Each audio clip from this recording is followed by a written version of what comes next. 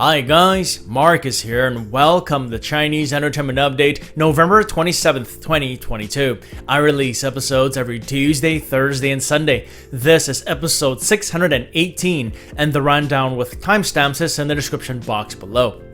In today's episode, Shining Just For You with Feng Xiaofeng and Peng Xiaoran announces its premiere date. Ouyang Nana and Jeremy Xu wrap filming on Yong Dream. A Beijing court hands Kris Wu 13 years behind bars. And Yang Mi says she and Xu Kai blushed while filming a feet-washing scene. We'll get to the top 10 Chinese web and TV dramas of the week as we do every Sunday. But first, here's what's recently premiered, 3 dramas for today and the past few days. There's My Life as a Villain Character starring Wang Runzi and Ji Meihan. The modern drama premiered on November 25. It follows an office worker who gets into an accident which causes her to be transported into the body of a wealthy girl. She thinks that the only way she can return to reality is by setting up the male lead with a virtuous girl, but she herself ends up falling for him.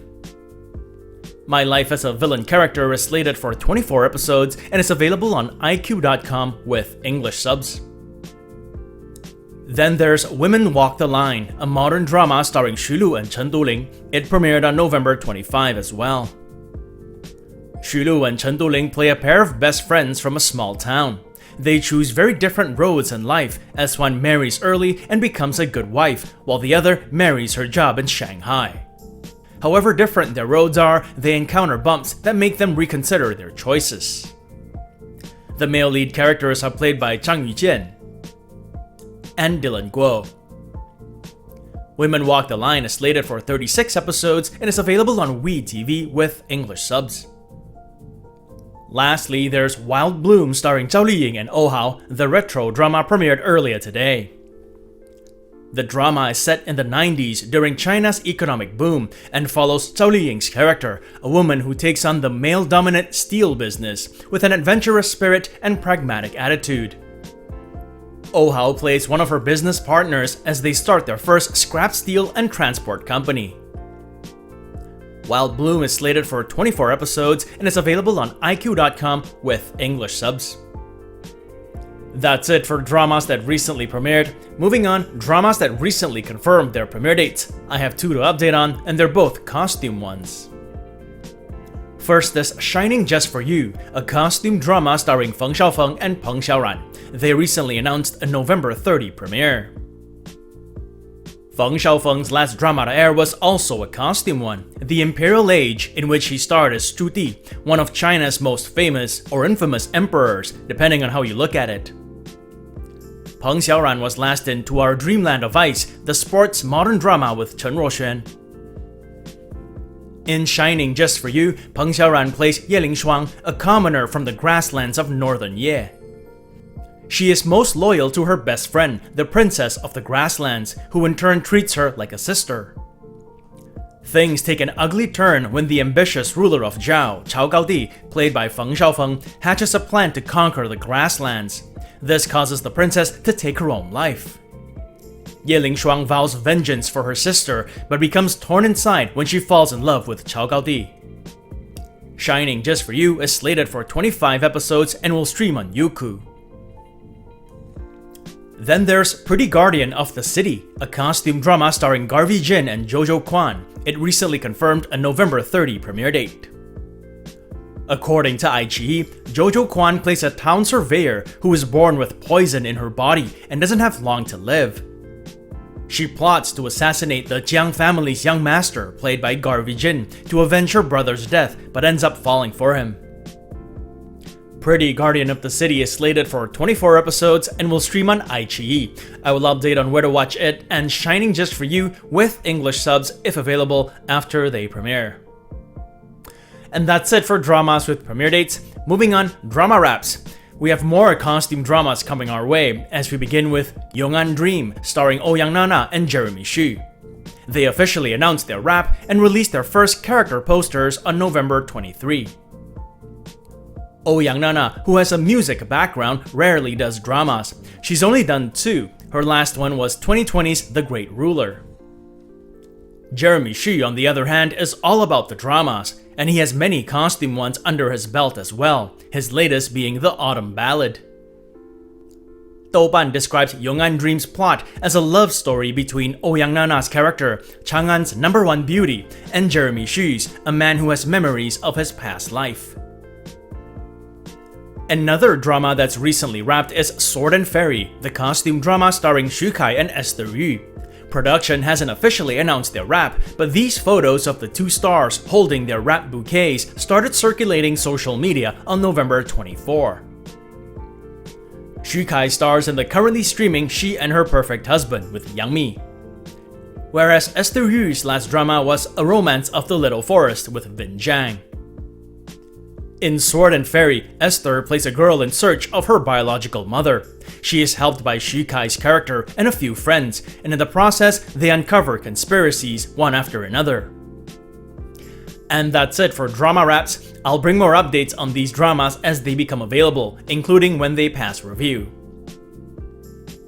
Lastly, for drama updates, Draw the Line recently got its opening Douban rating, an average score of 7.3 from almost 100,000 ratings. In the courtroom drama, Jing Dong plays a chief judge in Xingcheng District and Cheng Yi his assistant. They scramble one day when they're paid a visit by Elvira Chai's character, who's from the Supreme Court and who's trying to learn about a case involving live streaming. Those of you who watched the drama, what do you think of the 7.3 score?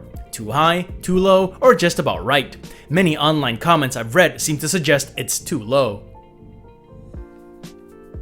And that's it for drama updates. Moving on, celebrity updates, and today we begin with Kris Wu, who's been handed 13 years behind bars. On the morning of November 25, 2022, a Beijing court published a statement to say that they sentenced the 32-year-old Chinese-Canadian pop star to 11 years and 6 months for rape, and 1 year and 10 months for the crime of assembling a crowd to engage in sexual promiscuity. He is to serve his 13 years before being deported as well. The court stated that between November and December 2020, he raped 3 women at his residence while they were unable or did not know how to resist due to alcohol intoxication. Additionally, in July 2018, he along with others organized 2 women to engage in promiscuous activities while intoxicated at his residence. Lastly, in their statement, they said a Canadian diplomat was in court to hear the sentencing. The news made international headlines. Here is Canadian broadcaster CBC's coverage. According to the article, Kris was also fined for tax evasion. He was slapped with a fine of 600 million RMB, approximately 84 million USD, for evading taxes by massively underreporting his earnings from performances, advertisements, and other sources of income. Kris Wu grew up in Guangzhou, China, and in Vancouver, Canada. He shot to fame as a member of the South Korean Chinese boy band EXO. He returned to China to pursue a solo career and by all accounts was very successful.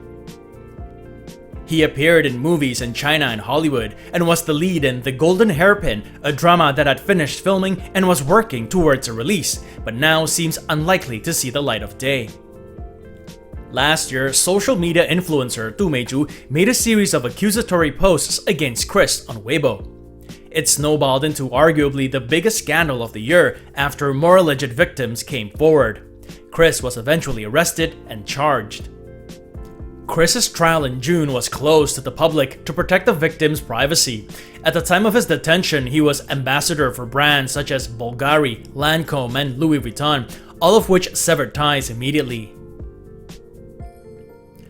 Next up for celebrity updates, outspoken producer-writer Zheng had some nice things to say about not one, but 2 actors/dramas. On November 25, it was reported that he had an interaction with a netizen on Weibo. Screenshots like this of his conversations often become news items in the Chinese entertainment circle. In this one, a netizen asks, "Teacher Yu, are you ready for Zhao Liying's Wild Bloom? Heard it's good, what do you think?" Zheng replies, "Let me finish watching She and Her Perfect Husband and New Life Begins first. Liying's dramas are must-watch though." He responds to another comment, "She and Her Perfect Husband is especially good. Although much of it has been cut out, it's still very good." The last time I read of Zheng speaking about an actor, he called Deng Wei pretentious and arrogant. Glad this time round it was more positive. And speaking of she and her perfect husband, Yang has a story from that set. The 36-year-old star of the drama recently did an interview and was asked if there were any moments during filming that were especially fun or sweet. She replied, "Well, when Xu Kai and I first started filming, we really weren't familiar with each other.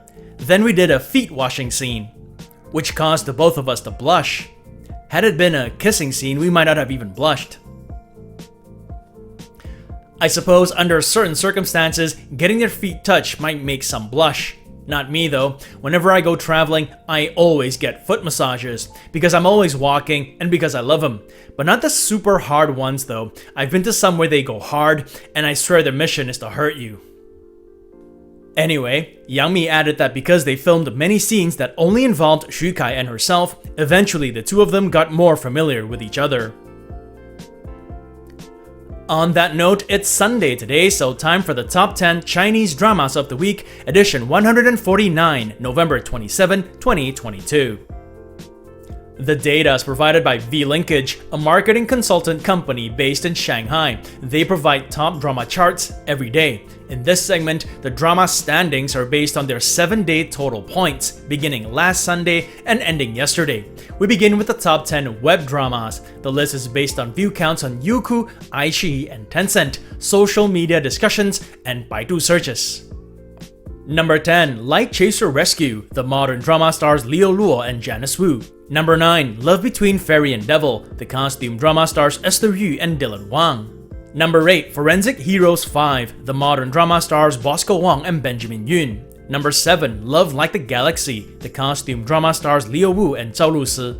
Number 6, Strange Tales of Tang Dynasty. The costume drama stars Yang Xuwen and Yang Zhegang. Number 5, Unexpected Falling. The modern drama stars Elvira Chai and Peng Guanying. Number 4, Almost Lover. The modern drama stars Victoria Song and Timmy Xu. Number 3, Lighter and Princess. The modern drama stars Arthur Chen and Zhang Jingyi. Number 2, She and Her Perfect Husband. The modern drama stars Yang Mi and Xu Kai. And number 1, New Life Begins. The costume drama stars Bai Jingting and Tian Xiwei. New Life Begins is champion for a second week running. It garnered 605 points. Next up, here are the top 10 Chinese TV dramas of the week. The list is based on TV ratings and social media discussions in China. Number 10, Impassioned Life. The retro drama stars Elvis Han and Eddie Khan. Number 9, That Mountain, That Sea. The modern drama stars Yang Zheng and Xi Wang. Number 8, The Investigator. The modern drama stars Zhu Yawen and Wan Qian. Number 7, Draw the Line. The modern drama stars Jing Dong and Cheng Yi. Number 6, Our Times. The modern drama stars Bai Baihe, Wang Kai, and 7tan, among others. Number 5, Splendid Mountains and Rivers. The retro drama stars Li Naiwen and Yan Bingyan. Number 4, The Neuron Doctors. The modern drama stars Zhou Dawei and Wang Yujun. Number 3, Game of Wisdom. The modern drama stars Qing Hao and Wan Qian. Number 2, Thank You Doctor. The modern drama stars Yang Mi and Bai Yu. And number 1, The Long River. The costume drama stars Luo Jing and Ying Fang. The Long River ends the week with 452 points, making it champion for the first time since its premiere. And there it is, guys. Hope this gives you an idea of what dramas are hot in Chinese drama land at the moment. Tune in again next week to see how your favorite dramas perform. And that brings us to the end of this episode. This show wouldn't be possible without you guys tuning in, so I thank you all for your support. If you enjoyed it, do subscribe and don't forget to click that notification button for more updates. If you'd like to contribute, consider giving this video a super thanks. It is the heart-shaped button with the $ below this video. All funds support the show and keep it going. Or you can check out my Patreon page, where for $1 or more a month, you'll have access to perks like recaps, requests, and have your questions answered. So stay safe, and as always, I wish you clear blue skies, good health, and happiness. Until next time, cheers!